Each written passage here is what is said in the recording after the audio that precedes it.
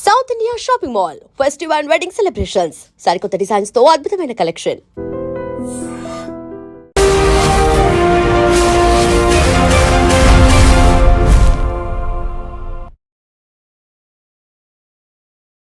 నమస్తే, welcome to I dream social spotlight with Kavitha. Maoist అగ్రనేత Mallojula Maharashtra CM ముందు లొంగిపోయారు. తనే కాదు, తనతో పాటుగా 60 మంది మావోయిస్టులు కూడా సీఎం ముందు తమ ఆయుధాలతో సహా లొంగిపోయారు. ముందు నుంచి స్పెక్యులేషన్స్ వస్తున్నాయి, ఖండనలు కూడా ఉన్నాయి. అయితే తన వల్లే ఇప్పుడు బోల్డ్ అని తప్పులు జరిగాయి అనేటువంటి ఒక లెటర్ తర్వాత మల్లోజుల ఎప్పుడైనా లొంగిపోతారు అనేటువంటి మాటల్ని నిజం చేస్తూ ఈరోజైతే అది జరిగిపోయింది. యాక్చువల్గా మల్లోజుల లొంగుబాటు వెనకాల ఏం జరిగింది, నెక్స్ట్ మావోయిస్టుల డైరెక్షన్ ఎలా ఉండబోతోంది? మనతో పాటుగా ఉన్నారు పొలిటికల్ అనలిస్ట్ వి ప్రకాష్ గారు. ప్రకాష్ గారు నమస్కారం. అండి. సో మనం గతంలో మాట్లాడుకున్నాం మల్లోజుల గురించి, మావోయిస్టుల డైరెక్షన్ గురించి. యాక్చువల్గా ఇది దారి తప్పడానికి, గతి తప్పడానికి, లేకుంటే తప్పిదాలు జరగడానికి తనే కారణం అంటూ ఆయన పొలిట్ బ్యూరో నుంచి కూడా రాజీనామా చేసి వచ్చారు. ఇప్పుడెందుకు సడన్గా ఆయన లొంగిపోయారా? ముందు నుంచి మీరు ఎక్స్పెక్ట్ చేస్తున్నారా? అంటే ముందు నుంచి కాదు, ఆయన వైఫ్ ఎప్పుడైతే సరెండర్ అయిందో జనవరిలో, అప్పటి నుంచే ఒక అనుమానం అయితే వచ్చింది, ఈయన సరెండర్ కావచ్చు. ముందు వైఫ్ను బయటికి పంపించాడు కదా, సో తను కూడా కావచ్చు. వాళ్ళలో అంతర్బంధనం అయితే ఒక సంవత్సర కాలం నుంచి కూడా కనబడతా ఉంది. ఎందుకంటే మెల్లమెల్లగా ప్రజాపునాది అనేది బలహీన పడతా వస్తున్నది. ఆదివాసీ ఏరియాలలో కూడా ఇంతకుముందు ఉన్నంత స్ట్రాంగ్ హోల్డ్స్ వాళ్ళకి ఇప్పుడు లేవు. అన్ని ఏరియాస్లో కూడా కోవర్ట్స్ వచ్చేసిండ్రు. వాళ్ళకేంటంటే వీళ్ళు ఆచూకీ చెప్పడము ఇట్లాంటివన్నీ వివిధ స్థాయిలలో జరుగుతూ వచ్చింది. కాబట్టి ఇంకా సస్టైన్ కావడం కష్టము. అమిత్ షా గారేమో ప్రతిసారి నేను డేట్ పెట్టి మరీ వీళ్ళను లేకుండా నిర్మూలిస్తాను, నక్సలిజం ఉండదు, ఇట్లాంటివన్నీ కూడా చెప్పుకుంటూ వస్తున్నాడు. అంటే వాళ్ళు కూడా పునరాలోచనలో పడ్డారు. ఎందుకంటే గత 3-4 సంవత్సరాల్లో చాలా నష్టం జరిగింది. పార్టీ క్యాడర్ పెద్ద పెద్ద సంఖ్యలో ఒక్కొక్కసారి ఎన్కౌంటర్లలో మరణించడము ఇట్లాంటివన్నీ కూడా వాళ్ళ మెల్లమెల్లగా దారులన్నీ మూసుకుపోతున్నాయి. వాస్తవంగా ఏంటంటే గత 45-50 సంవత్సరాల నుంచి కూడా వాళ్ళు అనుసరిస్తున్న విధానాలే లోపభూయిష్టంగా ఉన్నాయి. వాళ్ళకు నచ్చకపోవచ్చు, ఎందుకంటే తాము ప్రయాణించిన దారంతా చాలా గొప్పది అని అనుకోవచ్చు. అంటే నష్టాలు సంభవించడానికి విధానాలు లోపమే, వాళ్ళు అనుసరించిన విధానాలు. వాస్తవంగా మార్క్సిజం లెనినిజం మావో సిద్ధాంతాన్ని భారతదేశ నిర్దిష్ట పరిస్థితులకు అనుగుణంగా వాళ్ళు దాన్ని నిర్వచించలేకపోయారు. ఒక కరెక్ట్ లైన్ వాళ్ళు తీసుకోలేకపోయారు. దానివల్ల ఆ విధాన లోపాల వల్లనే నష్టాలు పెరుగుతూ వచ్చాయి, ప్రజాపునాది బలహీనపడుతూ వచ్చింది. ఒక స్టేజ్లో బాగా విద్యాధికులు నిజంగా విప్లవం కోసం పనిచేయాలనుకొని కుటుంబాలను త్యాగం చేసిన వాళ్ళు భారీ సంఖ్యలో వచ్చారు. 69, 70 అక్కడి నుంచి. తర్వాత కాలంలో ఏమైందంటే సీనియర్స్ అంతా కొంతమంది చనిపోవడం కావచ్చు, కొంతమంది ఓల్డ్ ఏజ్ అయ్యి వాళ్ళు బయటికి రావడం కావచ్చు. ఇట్లాంటి కారణాల వల్ల ఆ మిగిలిపోయిన వాళ్ళకు పెద్దగా సిద్ధాంత పరిజ్ఞానం ఎక్కువ మందికి లేదు. అంటే వేణుగోపాల్ లాంటి వాళ్ళు చాలా తక్కువ మంది ఉంటారు. 45 సంవత్సరాలు అండర్ గ్రౌండ్ లైఫ్లో, అందులో 22 సంవత్సరాలు కేంద్ర కమిటీలో ఉండడం. అయితే ఈ సిద్ధాంత చర్చలు కూడా చాలా హీటెడ్గానే జరుగుతూ వచ్చాయి బిగినింగ్ నుంచి కూడా. అయితే ఒక కేంద్రీకృత ప్రజాస్వామ్యం అనేది ఉంటుంది అందులో, డెమోక్రటిక్ సెంట్రలిజం అంటారు. ఇప్పుడు సపోజ్ కేంద్ర కమిటీలో ఒకప్పుడు 32 మంది ఉండేవారు, ఇప్పుడు అది 12కు పడిపోయింది. ఇప్పుడు ఈయన సరెండర్ అయిన తర్వాత ఇంకా తగ్గింది, మొన్న 2 చనిపోయారు కూడా. అయితే ఈ ఎక్కువ మంది డిసిషన్ తీసుకున్నప్పుడు వాళ్ళు ఎవరిని సపోర్ట్ చేస్తారో ఆ లైన్ కానీ ఆ విధానాలు కానీ అమల్లోకి తీసుకురావాలి. నచ్చని వాళ్ళు కంటిన్యూ అవుతారు, వాళ్ళు వదిలిపెట్టిపోరు. వాళ్ళకి ఇష్టం లేకున్నా ఆ విధానాన్ని అనుసరించాలి వాళ్ళు. అట్లా ఒక స్ట్రగుల్ అయితే ఎప్పుడూ జరుగుతూ వచ్చింది. కొండపల్లి సీతారామయ్య గారు ఉన్నప్పటి నుంచి కూడా ఆ స్ట్రగుల్ జరుగుతూ వచ్చింది. అంటే చైనాలో అమలు చేసిన సాయుధ పోరాట పందాను దృష్టిలో పెట్టుకున్నప్పుడు ఇక్కడ సాయుధ పోరాటం అనేది మొదలైందని నేనైతే అనుకోవట్లేదు. కాలేదా ఇప్పటిదాకా? అంటే ఇప్పటిదాకా ఈ వాళ్ళు ఏదైతే డెఫినేషన్ ఇస్తున్నారో ఆయుధాలు పట్టుకొని కొన్ని దళాలుగా, కొంత ప్లాటూన్స్గా ఏర్పడడం అనేది అది నా దృష్టిలో కానీ గతంలో ఎవరైతే మావోయిజాన్ని భారతదేశంలో అమలు చేయాలని చెప్పిన పెద్దవాళ్ళు ఎవరైతే ఉన్నారో వీళ్ళకంటే సీనియర్స్ కొండపల్లి సమకాలీకులు వాళ్ళ డెఫినేషన్ ప్రకారం అయితే సాయుధ పోరాటం కాదు. ఇప్పుడు మీరేమనుకుంటున్నారు సాయుధ పోరాటం అంటే? అంటే ప్రజల పునాది ఉండాలి, ప్రజల ఆయుధాలు పట్టుకోవాలి, ప్రజలు పెద్ద ఎత్తున అందులో పాల్గొనాలి. అటువంటిది లాల్సాల్ అక్కడ ఎక్కడైతే మన చైనాలో ఎర్ర సైన్యం అనేది ఏర్పడ్డది కదా, అట్లాంటిది ఇక్కడ జరగలేదు. కొంత ఆదివాసీ ఏరియాలలో మొదలైంది ప్లాటూన్స్ రూపంలో, అక్కడక్కడ కొంత పెద్ద ఎత్తున ఆయుధాలు పట్టుకొని అందులో పార్టిసిపేట్ చేయడం కొన్ని యాక్షన్స్లల్లో.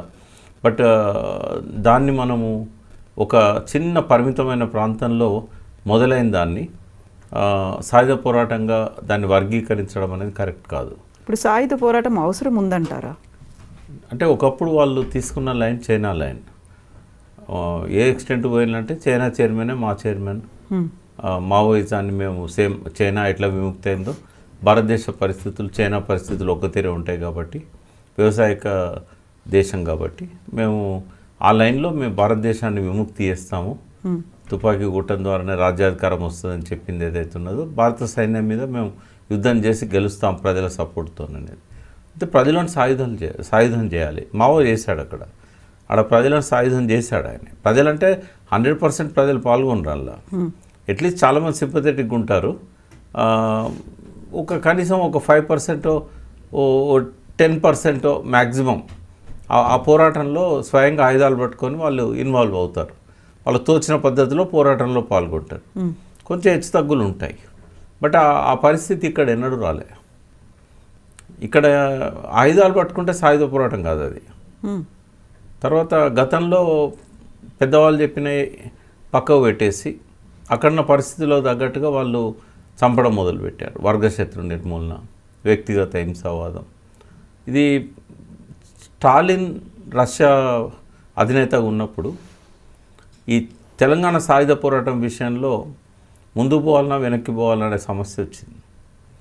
వచ్చినప్పుడు అప్పుడు ఆయన బ్రతికే ఉన్నాడు కాబట్టి ఆయన అడ్వైజ్ కోసం పోయారు. పోయినప్పుడు ఫిబ్రవరి 1951లో ఓకే, అప్పటికి సాయుధ పోరాటం నడుస్తున్నది తెలంగాణలో. ఆయన అన్నది ఏంటంటే, ఒక చిన్న ఏరియాలో మీరు పరిమితమై ఉన్నారు, మీకు సముద్రం కూడా లేదు, బార్డర్ కూడా లేదు రష్యాతోనో చైనాతోనో, మేము మీకు ఏ రకంగా ఆయుధ సామాగ్రిని పంపలేము, కనీసం మీకు సముద్రం ఉన్నా లేకుంటే బార్డర్లో చైనా కదా రష్యా బార్డర్ అన్నట్టుగా మీకు అట్లా ఉంటే మేము కొంత సాయం చేసేవాళ్ళం. మీరు ల్యాండ్ లాక్డ్ కాబట్టి మీరు దీన్ని ముందుకు తీసుకెళ్ళలేరు. ఒక చిన్న పరిమితమైన ప్రాంతంలో మీరు సాయుధ పోరాటం చేయడం వల్ల ముందుకు పోవడం సాధ్యం కాదు. అది సాయుధ పోరాటమే. తెలంగాణ ప్రజలు పెద్ద ఎత్తున భూముల కోసం వాటిని కాపాడుకోవడం కోసం వాళ్ళు చేసింది ఆ రోజు సాయుధ పోరాటం. అంటే ఆ రకమైన సాయుధ పోరాటం కూడా ఈ 50 ఏళ్ళలో ఎక్కడ జరగలేదు. అంటే అప్పుడంటే ప్రత్యేక పరిస్థితులు ఉన్నాయి, అక్కడ దురాగతాలు ఉన్నాయి, రజాకారులు ఉన్నారు కాబట్టి తెలంగాణ సాయుధ పోరాటం అనేది వచ్చింది. ఇప్పుడు ఒకవేళ చేయాలనుకుంటే ప్రభుత్వం మీదే చేయాలి కదా, ప్రభుత్వం వ్యతిరేకంగా ఉందని చేయాలంటారా? ఎందుకని వీళ్ళు తుపాకీతో చేయాల్సిన అవసరం ఉంది? అంటే రాజ్యాధికారమే కదా వాళ్ళ లక్ష్యం. ఇప్పుడున్న పాలకులు ఈ ప్రజాస్వామ్యం ముసుగులో అన్ని వనరులను పెట్టుబడిదారులకు దోచిపెడుతున్నారు. భూస్వాముల పెత్తనాన్ని వీళ్ళు వాళ్ళకు సపోర్ట్గానే ఉన్నారు తప్ప ప్రజలు, అణచబడ్డ ప్రజలకు సపోర్ట్గా లేరు. కాబట్టి ఖచ్చితంగా ఈ ప్రభుత్వాన్ని కూలదోసి శ్రామిక వర్గ నియంతృత్వాన్ని స్థాపించాలనేది వాళ్ళ సిద్ధాంతం. అంటే శక్తివంతమైన భారతదేశ సైనిక బలగాలను మనం ప్రజల సపోర్ట్తో గెలవాలి అనేది. అది సాధ్యమైద్దా కాదా అనేది పక్కకు పెడితే ఆ లైన్లో కూడా వాళ్ళు ప్రాపర్గా వర్క్ చేయలేదు అనేది నా ఉద్దేశం. కాకుంటే పోలీసుల మీద అటాక్లు అయ్యాయి, చాలా వరకు మందు పాత్రలు పెట్టారు, నచ్చని వాళ్ళని పేల్ చేశారు, కాల్ చేశారు, ఇట్లాంటివన్నీ ఉన్నాయి కదా. అంటే ఇవన్నీ యాక్షన్స్, సాయుధ పోరాటం అన్నారు కదా, అటువంటి పరిస్థితి ఎక్కడ వచ్చింది? దుశ్చర్యలు అనేది ఉంది. దుశ్చర్యల మంచి చర్యలు అనేది కాదు. ఇప్పుడు పోలీసుల భాషలో దుశ్చర్యలు, వాళ్ళ భాషలో మంచి చర్యలు. ఇప్పుడు ఒక పోలీసు చనిపోతే వాళ్ళ ఫ్యామిలీ ఏడుస్తూ ఉంటుంది. అది ఎవరైతే దాన్ని పేల్చేసిందో ఆ వెహికల్ని లేకపోతే అతన్ని చంపారో వాళ్ళు పండగ చేసుకుంటారు. అంటే ఇవన్నీ ఇండివిజువల్ యాక్షన్స్. స్టాలిన్ చెప్పింది ఏంటంటే, ఈ పని కట్టుకొని కొందరిని చంపాలని చెప్పి పోయి దాడులు చేయడం, చంపడం, అది వ్యక్తిగత హింసావాదం కిందకి వస్తుంది. ఆ రకమైన వర్గశత్రు నిర్మూలనను మార్క్సిజం గుర్తించదు, అది మార్క్సిజంలో భాగమే కాదన్నాడు. ఎప్పుడు అన్నాడు? 51లో అన్నాడు. వీళ్ళు చేస్తున్నది ఎప్పుడు? ఆ తర్వాత ఒక 15 ఏళ్ళకు 16 ఏళ్ళకు మొదలుపెట్టారు.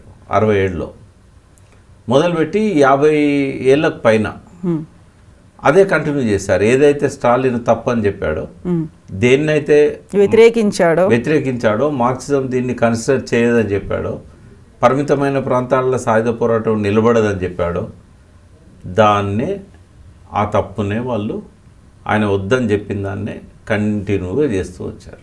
ఇప్పుడు మల్లోజులా తను ఒక లెటర్ రాశారు, అభయ్ పేరుతో ఒక లెటర్ వచ్చింది. జరిగినటువంటి తప్పిదాలకు నేనే కారణం అంటే ఇవేనా తప్పిదాలు? ఆయన చేసిన తప్పిదాలు ఏమున్నాయి? అంటే ఇండివిజువల్ తప్పులు వేరమ్మా. అసలు మొత్తం భారతదేశ విముక్తి కోసం వాళ్ళు తీసుకున్న లైనే తప్పనేది దాదాపు ఒక 50 ఏళ్ళ క్రితమే అప్పుడు తరిమెల నాగిరెడ్డి, దేవులపల్లి వెంకటేశ్వరరావు లాంటి వాళ్ళు చెప్పారు.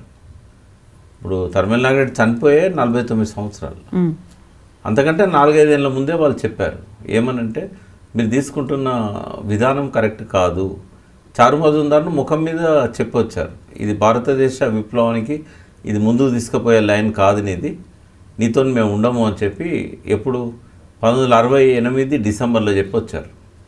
అఖిల భారత విప్లవకారుల సమన్వయ కేంద్రం అని ఒకటి ఏర్పాటు చేశాడు ఆయన, ఇక్కడ పశ్చిమ బెంగాల్ డార్జిలింగ్లో. అక్కడికి పోయి చెప్పొచ్చారు, ఈ విధానమే తప్పు, ఈ పందానే తప్పు అని.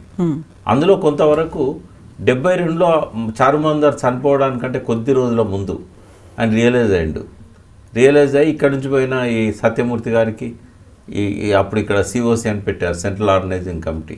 ఈ నాయకులతో చెప్పాడు ఆయన, మనం ఇప్పటిదాకా అనుసరించిన పందా తప్పు అని. అది ఆల్రెడీ అంతకంటే 4 ఏళ్ళ ముందే దేవులపల్లి వెంకటేశ్వరరావు గారు చెప్పారు.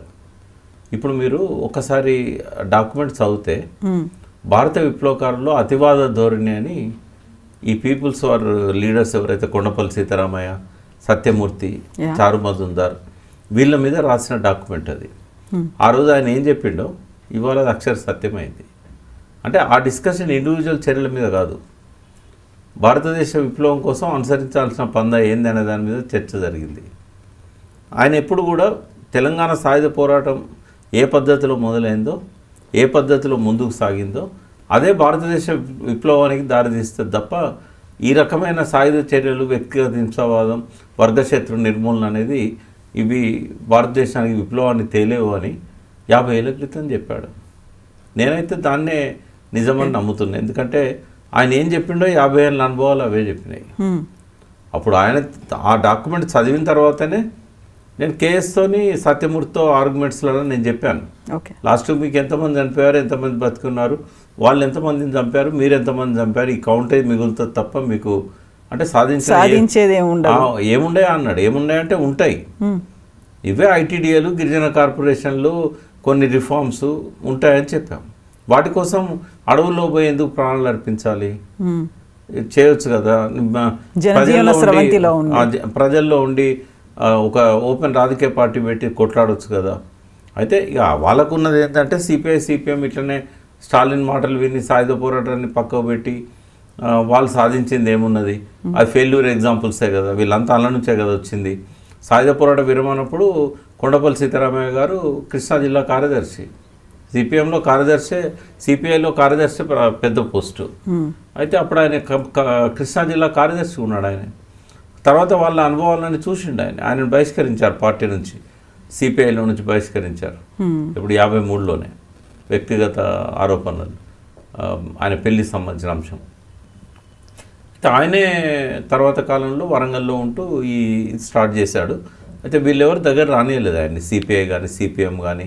సిపిఎంలోకి వెళ్ళి బయటకు వచ్చిన తరిమెల నాగిరెడ్డి ఇట్లాంటి వాళ్ళు కూడా ఆయన దగ్గర రానియలేదు. రాకపోతే ఆయన కొత్తగా చారు మజుందార్ వెస్ట్ బెంగాల్లో ఏదైతే స్టార్ట్ చేశాడో దాన్ని వీళ్ళు రిజెక్ట్ చేశారు. ఆ సిద్ధాంతాన్ని ఆయన పట్టుకున్నాడు. అయితే ఇక ముందుకు ఎట్లా తీసుకుపోవాలో వాళ్ళకి దారి తెలియలేదు. కొంతకాలం పాటు బాగానే ప్రజల్లో ఆర్గనైజ్ చేశారు, కానీ చాలా బెనిఫిట్స్ ఉన్నాయి వాళ్ళు చేసినాయి. అంటే వాళ్ళు త్యాగాలు చేశారు, ప్రజలకు మాత్రం ఒక మంచి జీవన విధానాన్ని అందించగలిగారు. కానీ రాజ్యాధికారం రాకపోయినా వాళ్ళ త్యాగాలను మనం తక్కువ చేయలేము, వాళ్ళ త్యాగ నిరతిని ఎప్పటికీ మనం గౌరవిస్తూనే ఉంటాం. ఎందుకంటే ప్రజల కోసం ప్రాణాలు అర్పించడం అనేది హిమాలయ పర్వతాల కంటే గొప్పది అని అన్నాడు మావో. అయితే డెఫినెట్గా ప్రజల కోసం త్యాగం చేయడం, అది ఏ ఉద్యమంలోనైనా లైన్ కరెక్టా తప్ప అనేది పక్కకు పెడితే వాళ్ళ త్యాగాలను డెఫినెట్గా మనం అభినందిస్తాము, వాళ్ళని గౌరవిస్తాం. బట్ ఆ త్యాగాలు నిష్ఫలమవుతున్నాయి అనేది ఒక బాధ ఉంటుంది మనకు. వీళ్ళు ఒక తప్పుడు తోవలో పోయారు కదా, అందుకే చాలామందికి ఆ బాధ ఉంది. ఇవాళ ఇంతమంది చనిపోయారు. వాళ్ళలో ఏంటంటే ఇప్పుడున్న పరిస్థితి, ఇప్పుడు దాని విప్లవ పరిస్థితి అంటారు మీరు అన్నది. ఈ విప్లవ పరిస్థితి ఇప్పుడు లేదు అనేది అందరికీ తెలుసు. ఇప్పుడంతా ప్రభుత్వాలు ఏం చేసినాయంటే ఈ పోరాటాల ఫలితంగా ఆదివాసీలకు భూములలో పట్టాలు ఇచ్చాయి, వాళ్ళకు రకరకాల స్కీమ్స్ అందుబాటులోకి తీసుకొచ్చాయి. దోపిడీ లేదా అంటే ఉంది, దోపిడీ పరోక్షంగా ఉంది. ఇప్పుడు ఉదాహరణకు శ్రీకాకుళం గిరిజనోద్యమం మొదలైనప్పుడు 67 చివరిలో వడ్డీ వ్యాపారులది విపరీతంగా ఉండేది, వాళ్ళ మీద ఫారెస్ట్ అధికారులది బాగా దౌర్జన్యం ఉండేది, పోలీసుల అణచివేత బాగా ఉండేది, లోకల్ భూస్వాముల అణచివేత ఉండేది. ఇన్ని ఒత్తిళ్ల మధ్య వాళ్ళు జీవించేవాళ్ళు. ఆనాడు వీళ్ళు పోయి వాళ్ళకు వ్యతిరేకంగా నిలబడ్డారు కాబట్టి వీళ్ళకి ద్వారాలు తెరిచారు, వాళ్ళతో కలిసి ప్రయాణం చేశారు. డెఫినెట్గా వాళ్ళ కోసం వీళ్ళు చేసిన శ్రమ ఏదైతున్నదో, కృషి ఏదైతున్నదో డెఫినెట్ గిరిజన జీవితాలను చాలా ప్రభావితం చేసింది, వాళ్ళకు ఈ దోపిడీ అణచివేతల నుంచి బయటపడేసింది. బట్ ఇవాళ ఆ పరిస్థితి లేదుగా. ఇవాళ వీళ్ళు చేసిన ఈ త్యాగాల వల్ల, పోరాటాల వల్ల గిరిజన కార్పొరేషన్ వచ్చింది, ఐటీడీఏలు వచ్చినాయి, అన్ని రకాల సౌకర్యాలను ప్రభుత్వం అందిస్తూనే ఉన్నది. ఇక్కడ దోపిడీ ఏం జరుగుతున్నది? వాళ్ళ ప్రాంతాలలో ఉన్న ఈ మైనింగ్ కానీ, తర్వాత ఖనిజ సంపద కానీ, అటవీ సంపద కానీ ప్రభుత్వం డైరెక్ట్గా దోచుకుంటా ఉన్నది త్రూ అదానీస్, అంబానీస్. ఇది గిరిజనులకు డైరెక్ట్గా వచ్చే నష్టమే ఉన్నది దానిలో. ఇప్పుడు దేశ వనరులను అదానికి, అద్వానికి అప్పచెప్పడం వల్ల అదానికి కానీ, అంబానీకి కానీ అక్కడున్న తండా గిరిజనులకి ఏం నష్టం వస్తుంది? కాబట్టి వాళ్ళది మా సంపద ఏదో పోతున్నది, వాళ్ళ డైరెక్ట్ వాళ్ళ మీద అణచివేత ఉన్నప్పుడు ఎంత రియాక్ట్ అవుతారో, వాళ్ళ మీద దోపిడీ జరుగుతున్నప్పుడు ఎంత రియాక్ట్ అవుతారో, ఆ ప్రాంతంలో ఉన్న ఖనిజ సంపద ప్రభుత్వం తీసుకుంటున్నప్పుడు, ప్రభుత్వం వేరే వాళ్ళకి అప్పచెప్తున్నప్పుడు ఇది మాది అని వాళ్ళు అనుకోవాలి కదా. వాళ్ళు ఎందుకు వస్తారు? వాళ్ళు ఎందుకు తుపాకీ పట్టుకుంటారు? అంటే ఈ బేసిక్ డిఫరెన్స్. తర్వాత వాళ్ళు అదివరకు అడవిలో పోడు వ్యవసాయం చేసుకుంటా ఉంటే ఫారెస్ట్ వాళ్ళు వచ్చి ఆపేది, వాళ్ళ మీద కేసులు పెట్టేది, లంచాలు తీసుకునేది, జైల్లో పెట్టేది. ఇప్పుడు సాక్షాత్తు ప్రభుత్వం పట్టాలు ఇస్తున్నది కదా. తర్వాత ఆధార్ కార్డు ఉన్న వాళ్ళకు, వైట్ కార్డు ఉన్న వాళ్ళకు రేషన్ కార్డ్స్ ఇచ్చి వాళ్ళకి కావాల్సిన ప్రొవిజన్స్ ఇస్తూ ఉన్నది. కొంత వైద్య సౌకర్యాలు కూడా అందుబాటులోకి వస్తున్నాయి, ఆ రోజుల్లో లేకుండే. రోడ్ ఫెసిలిటీ పెరిగింది. ఇవన్నీ కూడా వచ్చిన మార్పులు. ఇప్పుడు ఇవాళ ఒక పక్కన ఇది, రెండో పక్కన ఏంటంటే అంతర్జాతీయంగా ఒక ఐక్యత ఉన్నది సామ్రాజ్యవాదులతో. ఇప్పుడు మోడీ ప్రభుత్వాన్ని కూర్చోడం అంటే ఒక మోడీ సైన్యమే రాదు కదా. ఇప్పుడు అమెరికా సైన్యం కూడా వస్తుంది. ఇప్పుడు పాకిస్తాన్కు చైనా ఎట్లయితే సపోర్ట్ చేస్తున్నదో భారతదేశానికి అమెరికా సపోర్ట్ చేస్తుంది. రేపు మీరు తుపాకులతో వాళ్ళని గెలవాలనుకున్నప్పుడు అసలు మానవరహిత విమానాలు వచ్చి మీ అడవులలో మీ మీద దాడి చేస్తాయి. టెక్నాలజీ బాగా పెరిగింది, ఎట్లా సర్వైవ్ అవుతారు వాళ్ళు? ఇంకా అయ్యో మేము ఈ లైన్ తీసుకున్న తర్వాత వేలాది మంది అమరు లైన్లు, వాళ్ళకు అన్యాయం చేసినట్టు అయింది కదా ఇప్పుడు తుపాకీ కింద పెడితే. ఇప్పుడు ఇందాక నేను చూశాను ఒక గ్రూప్లో అడగోలుగా తిడుతున్నారు మల్లోజుల వేణుగోపాల్ను. అంటే ఇంతమంది త్యాగాలను అపహాస్యం చేశావు, తన సొంత ద్రోహిగా మారినావు అంటే ఇటువంటి వాళ్ళు మారరమ్మా వాళ్ళు. అంటే ఇక అమిత్ షా సిద్ధాంతమే వాళ్ళ విషయంలో అమలవుతుంది. ఇవన్నీ రొమాంటిక్ రెవల్యూషనరీ పోయట్రీ రాస్తుంటారు. ఒక వీరుడు మరణిస్తే వేల కొలది ప్రభావింతారు. ఎప్పుడు ప్రభావిస్తారు? ఓ పెద్ద ఉధృతంగా ఉద్యమం ఉన్నప్పుడు, సాయుధ పోరాటం జరుగుతున్నప్పుడు, ఒక్క వీరుడు మరణించినప్పుడు చాలామంది అతని బాటలో ఆయన కోసం వస్తారు. కానీ ఇటువంటి పరిస్థితుల్లోన ఒక వీరుడు మరణిస్తే 100 మంది వస్తారా? ఇప్పుడు మల్లోజులో ఎందుకని లొంగిపోయారు? ఆపరేషన్ కగారికి ఏమన్నా భయపడి లొంగిపోయారా, లేకుంటే ముందు నుంచి కూడా బయటికి రావాలి అనే ఆలోచన ఉందంటారా? విప్లవకారులను మనం అట్లా అనద్దు, భయపడి భయం ఉంటుంది అమ్మ వాళ్ళకు. భయం ఉంటే 45 ఏళ్ళు ఆ పార్టీలో అంత రహస్య జీవితం గడుపుతారా? మాలాంటి వాళ్ళమే ఎప్పుడైనా వాళ్ళు పిలిచినప్పుడు అడవిలో పోయేటప్పుడు మళ్ళీ వస్తామో రామో అని అనుకుంటాం. ఎందుకు అంటే ఎదురుగా పోలీసు కనబడితే కాల్ చేస్తాడు, మన పక్కన కొరియర్ ఉంటాడు. అయితే మనల్ని అనుసరిస్తారు, మనకు తెలియదు మనల్ని అనుసరించేది. మనం వాళ్ళతో మాట్లాడుతున్నప్పుడు ఎన్సర్కిల్ చేసి చంపేస్తారు. బుల్లెట్ గాయాలు మనకు కూడా తగులుతాయి, మనల్ని కూడా చంపుతారు, సాక్ష్యం ఉండకుండా చేస్తారు. కాబట్టి మనలాంటి వాళ్ళం అడవులో పోయేటప్పుడే మళ్ళీ వస్తామో రామో అని ధైర్యం చేసిపోతాం. అటువంటి దానిలో అల్లనే పుట్టి అల్లనే పెరిగి 45 సంవత్సరాలు అడవులలో విప్లవ జీవితం గడిపిన వ్యక్తికి భయం అనేది ఉంటుందా?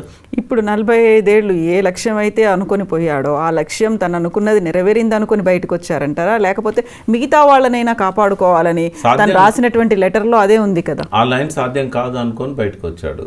ఆయనే రియలైజ్ అయ్యాడు, ఇవాళ ఉన్న పరిస్థితుల్లో ఈ విప్లవం ముందుకు పోదు, ఈ సాయుధ పోరాటం ముందుకు పోదు, మనం చేసే సాయుధ పోరాటమే కాదు, ప్రజల పునాదిని కోల్పోయినాము, ఇప్పుడు మనం సరెండర్ అయ్యి బయటకు రావడం తప్ప వేరే మార్గం లేదు మనకు.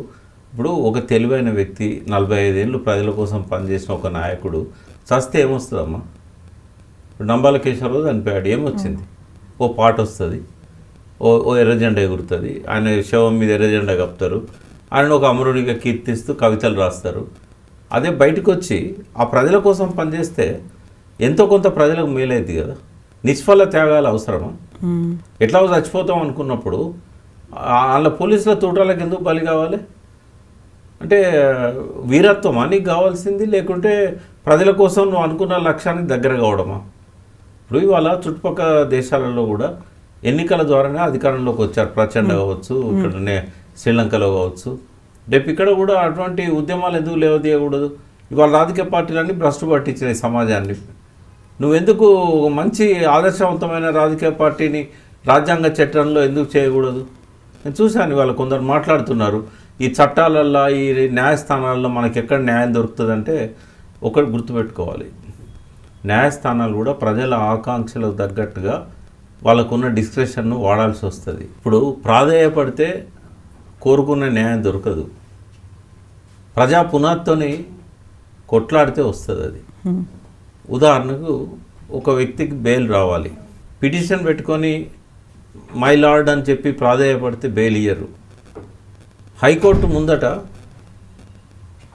కొన్ని వందల మంది ప్లే కార్డ్స్ పట్టుకొని నినాదాలు ఇచ్చి అరెస్ట్ అయ్యారనుకోండి, ఇంతమంది ప్రజలు కోరుకుంటున్నారు ఆయన బయటికి రావాలని, కొంచెం మానసికంగా ఆలోచిస్తారు. ఇప్పుడు తెలంగాణకు అనుకూలంగా చాలాసార్లు జడ్జెస్ డిసిషన్లు తీసుకున్నారు. ఎందుకు అంటే ప్రతిరోజు వాళ్ళు చూశారు, బంధులు రోడ్ల మీద ఊరేగింపు, సెంటిమెంట్ ఎంత ఉన్నదనేది అర్థమే. సకల జనుల సమ్మె ఒక స్టేజ్లో కోర్టులు బైకాట్ చేస్తే కూడా జడ్జెస్ సహకరించారు, కేసెస్ విచారణ చేయలేదు. అంటే ప్రజాపునాది లేకుండా ఇప్పుడు బెయిల్ కావాలి, లేకుంటే కండిషన్ రిలాక్స్ చేయాలి. వరవరరావు గారి విషయంలో కోర్టు పోయారు, బట్ కోర్టు ఇవ్వలేదు. ఇప్పుడు ప్రజా పునాది లేదు అనేది అర్థమైందా మన రోజులకి? అది పోతుంది రాశారు కదా ఆయన లెటర్లో, మనకు కూడా అర్థమైంది కదా, ఆయనకే కాదు. ఎక్కడుంది ప్రజా పునాది? ఒక మాట చెప్తా, భారతదేశంలో ఒక 5 స్ట్రాటజిక్ ఫారెస్ట్ ఏరియాస్ ఉంటాయి మొత్తం దేశంలోనే. ఈ 5 ప్రాంతాల్లో కూడా పూర్తిగా లేరు వాళ్ళు. ఇంకో 90% భారతదేశము అడవిలోనే లేదు కదా, మొత్తం బయట మైదానాలే కదా. ఎక్కడన్నారు మైదానాల్లో? హైదరాబాద్లో ఎక్కడన్నారు అంటే ఎక్కడ రహస్యంగా 4 గోడల మధ్య ఉంటే ఉండొచ్చు. కానీ హైదరాబాద్లో మీరు ఊహ తెలిసినప్పటి నుంచి, మీరు మీడియాలో ఉండబట్టి 20 ఏళ్ళు అయింది కదా, వాళ్ళు నక్సలైట్ చర్చలకు వచ్చిపోయిన తర్వాత ఒక్క యాక్టివిటీ అయినా బలంగా చేశారా? ఒక్క బంధన్న విజయవంతమైందా వాళ్ళు ఇచ్చింది హైదరాబాద్లో? ప్రజా సంఘాలు పోయిన తర్వాత ఇంకా ప్రజల్లో పునాది ఎక్కడి నుంచి ఉంటుంది? ప్రజా సంఘాలను కూడా ప్రాపర్గా నడపలేదు. తెలంగాణ మహాసభ పెట్టినప్పుడు వాళ్ళు తెలంగాణ జనసభ పెట్టారు. ఆ జనసభ పెట్టగానే కాశ్మీర్ నుంచి యాసిన్ మాలిక్ను పిలిచారు. కాశ్మీర్ యాసిన్ మాలిక్ తెలంగాణతో ఏం సంబంధం? తర్వాత వరవరరావు గారు స్టేజ్ మీద ఉంటారు, గద్దర్ పాటలు పాడతాడు. ఇంకా అది పీపుల్స్ వార్ అనుబంధ సంస్థ అంటారు కదా. అది ఓ పక్క ప్రజా సంఘాల మీద నిషేధం ఉన్నది. అప్పుడు నిషేధం ఉన్న టైంలో ప్రజా సంఘాన్ని పెట్టినప్పుడు ఆ రంగెందుకు పూసుకోవాలి, ఆ బొక్కలెందుకు మెడకేసుకోవాలి, నేను మాంసం తింటున్నాను చెప్పడానికి? ఇవన్నీ చేసిన తప్పులు కదా. సో ఇప్పుడు ఓన్లీ మల్లోజులతో పాటు 60 మంది వెళ్ళారు. Then what about others?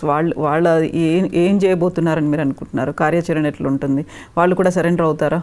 ఈయనను స్వాగతిస్తే బయట ఉన్న సమాజం, సరే నన్ను తిడితే తిట్టనియండి, ఇవాళ సామాజిక కోణం నుంచి చూసినప్పుడు, ప్రజల కోణం నుంచి చూసినప్పుడు, వాళ్ళ చరిత్ర కోణం నుంచి చూసినప్పుడు ఆయన రావడం అనేది 100% కరెక్ట్. ఓకే, ఆయనను స్వాగతించాల్సిందే బయట ఉన్న సమాజం. ఓన్లీ ఎన్కౌంటర్స్ అయినప్పుడు ఖండిస్తారు కదా. ఇయాల్టి పరిస్థితుల్లో అటువంటి వాళ్ళు బయటకు వచ్చినప్పుడు మనం వాళ్ళకు మోరల్గా నిలబడకపోతే, వాళ్ళ పక్కన వాళ్ళకి ధైర్యం చెప్పకపోతే లోపల ఉన్న వాళ్ళు బయటికి రావడానికి సాహసిస్తారా? పోనీ బయటికి రాలేరు, లోపల ఉండి ఏం చేస్తారమ్మా? ఏదో ఒకరోజు వీళ్ళ చేతుల్లో రావాల్సిందే కదా. ఇంకో నలుగురు పోలీసులను తప్పుతారు కావచ్చు, ఇంకో 4 మందు పాత్రలు పెడతారు కావచ్చు. ఇంతకాలం పెట్టింది ఏం ఫలితం ఇచ్చింది? ఇక ముందు పెడితే ఏం ఫలితం వస్తుంది? అల్టిమేట్గా ఏమవుతుంది? ఎన్కౌంటర్లో పోతారు. మళ్ళీ ఒక పాట, ఒక ఎర్రజెండా వాళ్ళ మీద కప్పడం, అమరుడు అని చెప్పి మనం కీర్తించడం. ఆ పోయిటరీ రాసే కవులు చాలామంది ఉన్నారు విప్లవ రచయితల సంఘంలో, వాళ్ళు కీర్తిస్తారు. తప్పేం లేదు, అమరులను కీర్తించవచ్చు. కానీ నిష్ఫల త్యాగాలు అవసరమా? ఆలోచించుకోవాల్సిన బాధ్యత లేదా? వాళ్ళు ప్రజల కోసం త్యాగం చేయడం అనేది గొప్పది, కానీ ప్రజల కోసం నిష్ఫల త్యాగం అవసరమా? తెలిసి కూడా నిష్ఫల త్యాగం ఎందుకు? అది మూర్ఖత్వం కాదా? ఇప్పుడు చావడం కాదు కదా ఇక్కడ. ఇప్పుడు ఇంకోటి, గతంలో ఈ లైన్ తీసుకున్నప్పుడు చాలామంది అమర్ లైన్లు కాబట్టి వాళ్ళ ఆశయాలను వదిలిపెట్టామని ఎందుకు ఫీల్ కావాలి? ఇంకొక దారిలో వాళ్ళ ఆశయాలను అమలు చేయడానికి ఎందుకు రాకూడదు? నువ్వు ఏ ఆదివాసీల కోసం నువ్వు పనిచేసావో బయట ఉండి ఎందుకు పని చేయకూడదు? ప్రజల ఒత్తిడితోని వాళ్ళకి ఇష్టం లేని తెలంగాణనే ఇచ్చారు కదా, దానికి ఒక పద్ధతి ఉన్నది కదా. అదే 69 ఉద్యమాన్ని అణచేశారు. మరి 2000 తర్వాత స్టార్ట్ అయిన ఉద్యమాన్ని ఎందుకు కేసీఆర్ నాయకత్వంలో ఎందుకు విజయవంతమైంది? ఇదే రాజ్యాంగ చట్టంలోగా తెలంగాణ సాధించుకున్నది. ఉద్యమ నాయకుడే కేసీఆర్ అధికారంలోకి వచ్చాక అదివరకు లేని ఎన్ని మంచి పనులు చేశాడు. అదివరకు ఆంధ్ర ప్రభుత్వాలను 40 ఏళ్ళు డిమాండ్ చేసినా కూడా సాధ్యం కానీ అన్నీ కూడా 10 ఏళ్ల కాలంలో ఆయన చేయలేకపోయాడా? అంటే ఇవాళ సాయుధ పోరాటాన్ని కొనసాగించే పరిస్థితి ఉంటే నేను ఇట్లా మాట్లాడా. ఆ పరిస్థితి అస్సలే లేదు. రెండవది, 90% ప్రజా బాహుళ్యానికి దూరం అయ్యారు. పార్టీ కోసమా సాయుధ పోరాటం? ప్రజల కోసమా? మరి మీరు ప్రజల కోసం అయితే ఏ ప్రజలలో ఉన్నారు?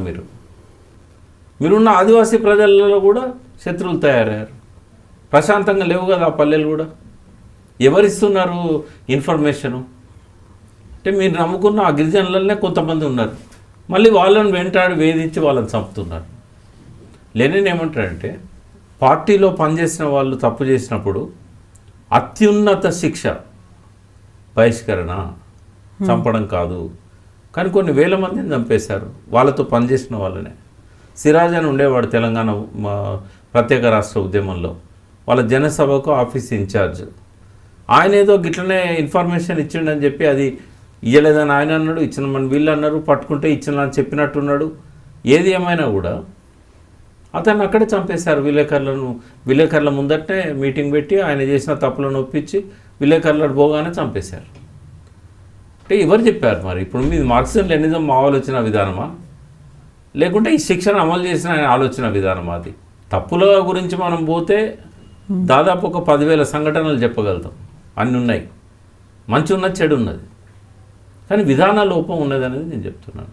ఇప్పుడు సాయుధ పోరాటం కొనసాగించే పరిస్థితి లేదు. లేనప్పుడు ఏం చేయాలి? ఆయుధాలను సరెండర్ చేయడం అనేది అది వాళ్ళ ఇష్టం. రేపు మళ్ళీ ఒకసారి సాయుధ పోరాటం ముందు తీసుకుపోయే పరిస్థితులు వస్తాయని అనుకుంటే అది సరెండర్ చేయాల్సిన అవసరమే లేదు కదా. పాండవులు కూడా అజ్ఞాతవాసంలో ఉన్నప్పుడు ఏం చేశారు? జమ్మి చెట్టు మీద పెట్టారు. విజయదశమి రోజు ఆ జమ్మి చెట్టు మీదకి వెళ్ళి అవి తీసి శమీ పూజని చేస్తాం.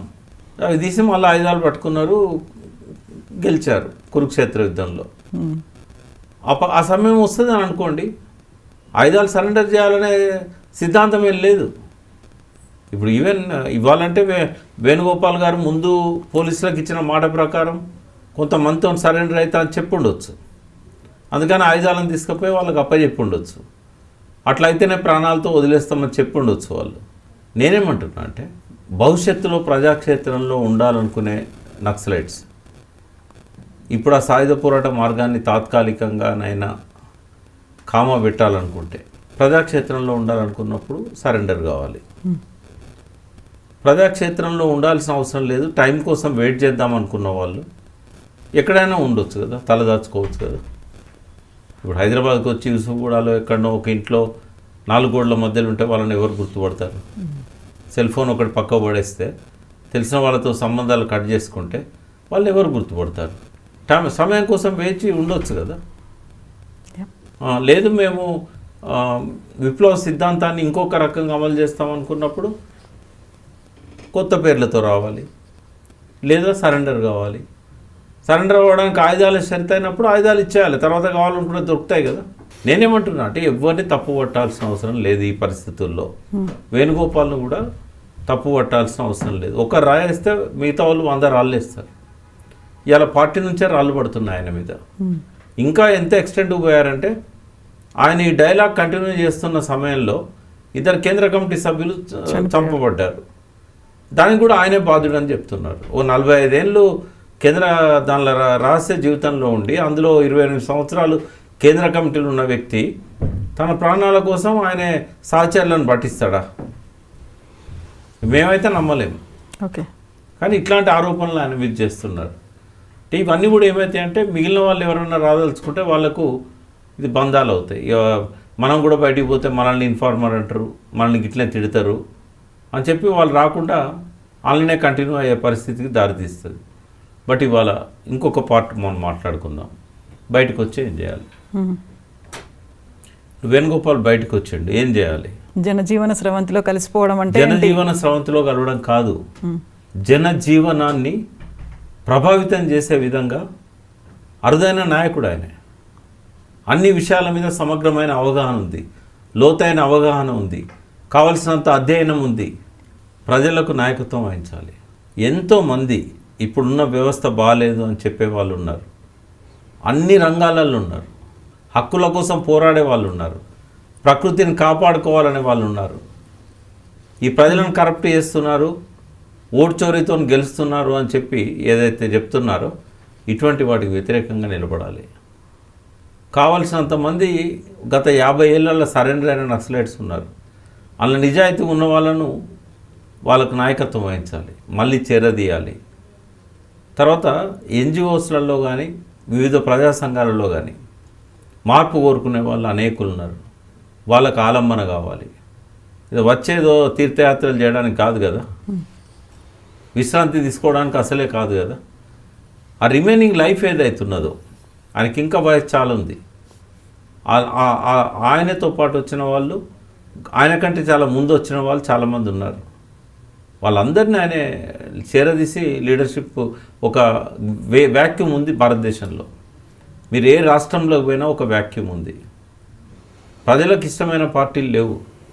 గతంలో ఉన్న ఎంతో కొంత ప్రజల కోసం ఇవాళకి కూడా కొంత పోరాడుతున్నారంటే ఓన్లీ సిపిఎం, కొంత సిపిఐ, ఏదో కొంత. అదివరకు 90% ఉంటే ఇప్పుడు 10%, 8% ఉన్నారు. అటువంటి వాళ్ళని కూడా కలుపుకొని పోవాలి. సిద్ధాంత విభేదాలు పక్కకు పెడదాం. ప్రజల సమస్యల పరిష్కారంలో కలిసి వచ్చే రాజకీయ పార్టీలను కూడా కలుపుకపోవాలి.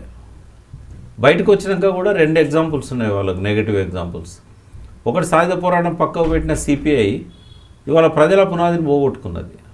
అంటే అడవుల్లో సాయుధ పోరాటం చేసేవాళ్ళే కాదు, బయట ప్రజల మధ్య ఉన్న వాళ్ళు కూడా ప్రజల్లో పునాదిని పోగొట్టుకున్నారు. ఆ కారణాలను అధ్యయనం చేయాలి. సిపిఎం ఎంతో కొంత ప్రజల్లో ఉంది, ఎందుకు ముందుకు పోలేకపోతుంది, ఆ కారణాలను అధ్యయనం చేయాలి. నక్సలైట్స్గా ఉండి ఒక పక్క అడవిలో దళాలను పెట్టుకొని బయట ఎన్నికల్లో నిలబడ్డ చంద్రపుల్లారెడ్డి గారి గ్రూప్ ఉంది, సత్యనారాయణ సింగ్ గ్రూప్ ఉంది, రాయల సుభాష్ న్యూ డెమోక్రసీ గ్రూప్ ఉంది. మరి వీళ్ళు ఎందుకు ప్రభావితం చేయలేకపోయారు? ఒక పక్క దళాలనే, ఒక పక్కన ఎన్నికలలో పాల్గొన్నారు. మరి దళాలు లేకుండా ఓన్లీ ఎన్నికలలో పాల్గొనడానికి వీళ్ళు వస్తున్నారు. ఇందులో సక్సెస్ఫుల్ ఎగ్జాంపుల్ ఒక బీహార్లో లిబరేషన్ గ్రూప్ ఉంది. వాళ్ళు అందులో నుంచి బయటకు వచ్చి చిన్న గ్రూప్గా ఫామ్ అయ్యి వాళ్ళు 20 మంది ఎమ్మెల్యేలు ఉన్నారు, 2 ఎంపీలు ఉన్నారు పార్లమెంట్లో. ఆ అనుభవాలను కూడా స్టడీ చేయాలి. వాళ్ళు ఎట్లా బిల్డ్ చేశారు. ఇప్పుడు ఒక బలమైన పార్టీ వాళ్ళతో పొత్తు పెట్టుకుంటున్నదంటే వాళ్ళకు ప్రజల్లో పునాది ఉంటేనే కదా. ఇలా ఆర్జేడీ వాళ్ళతో అలయన్స్ అయింది, ఆర్జేడీ కాంగ్రెస్తో కూడా అలయన్స్ అయింది. అంటే ఏదైనా సాధించాలనుకున్నప్పుడు పట్టు విడుపులు ఉండాలి. లెనిన్ రాస్తాడు, ఒక్క అడుగు వెనక్కి వేసినంత మాత్రాన ఫెయిల్ అయినట్టు కాదు, ఒక జంప్ చేయాలన్నప్పుడు ఒక అడుగు వెనక్కేసి జంప్ చేయాలి, 2 అడుగులు ముందు పోవడానికే ఇవాళ ఒక అడుగు వెనక్కేయాలని చెప్పాడు. ఇట్లా మరి మనం నమ్ముకున్న నాయకులే చెప్పారు కదా, ఒక అడుగు వెనక్కి వస్తే తప్పేమున్నది? అది విరమణ చేస్తారా, జమ్మి చెట్టు మీద ఆయుధాలు డంపులలో పెడతారా? బట్ ప్రజల మధ్య పనిచేయడానికైతే ముందుకు రావాల్సిన అవసరం ఉన్నది. అక్కడ మీకు స్కోప్ లేదు, స్పేస్ లేదు. టైం వేస్ట్ చేసుకోవడం ఎందుకు అడవులలో ఉంటూ? ఏదో ఒక పద్ధతిలో ప్రజలలో ఉండి ప్రజల సమస్య దోపిడీ లేదా అంటే ఇంత ముందు కంటే చాలా ఎక్కువ ఉంది. ఇప్పుడంతా కార్పొరేట్ దోపిడీ కదా, ప్రత్యక్ష దోపిడీ కాదు, ఇది పరోక్ష దోపిడీ. ఇది వనరుల దోపిడీ.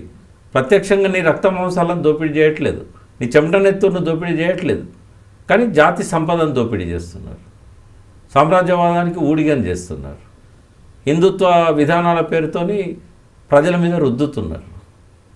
మళ్ళీ ఒకసారి తిరోగమన వైపుగా ప్రజలను నడిపించే ప్రయత్నాలు జరుగుతూ ఉన్నాయి. ఇక్కడ మీ అవసరం ఎప్పటికంటే ఎక్కువగా ఉంది. మరి అది చేయాలి కదా బయటకు వచ్చిన తర్వాత. కాబట్టి తెలివైన వాళ్ళు, అధ్యయనం చేసిన వాళ్ళు, ప్రజల కోసం ప్రాణాలు ఇవ్వడానికి ఇంతకాలం బ్రతికిన వాళ్ళు చెట్ల కిందనో అడవులలో గుహలలోనో ఊరికే టైం వేస్ట్ చేసుకోవడం అనేది సరైనది కాదు.